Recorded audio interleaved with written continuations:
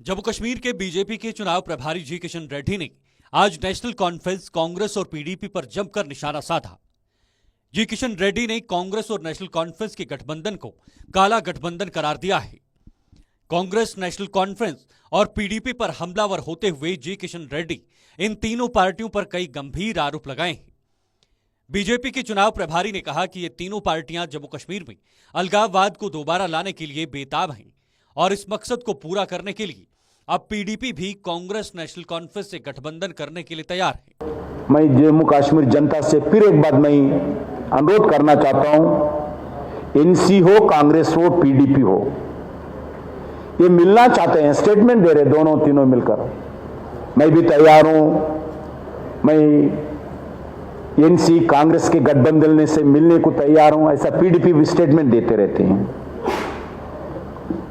अलगाववादी का वातावरण फिर लाने के लिए प्रयास करेंगे। इस जम्मू कश्मीर के भविष्य को फिर अंधकार में डालने का साजिश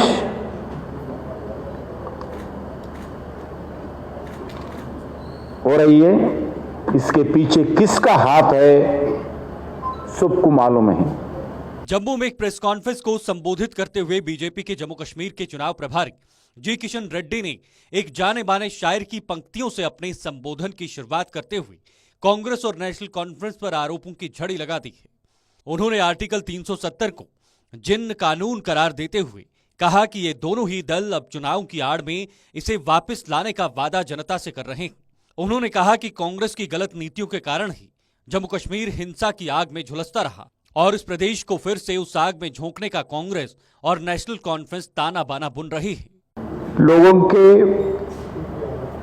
उम्र गुजर जाती है एक घर बनाने के लिए, मगर उनको शर्म नहीं आती है उस बस्तियों को जलाने में।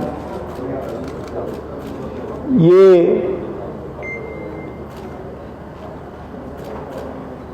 जम्मू कश्मीर असेंबली के चुनाव समय पर कांग्रेस पार्टी और एनसी का वोट बैंक पॉलिटिक्स जो फिर इस आर्टिकल 370 को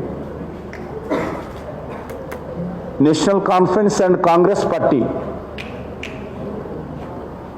एक काला गठबंधन, फिर इस काला कानून को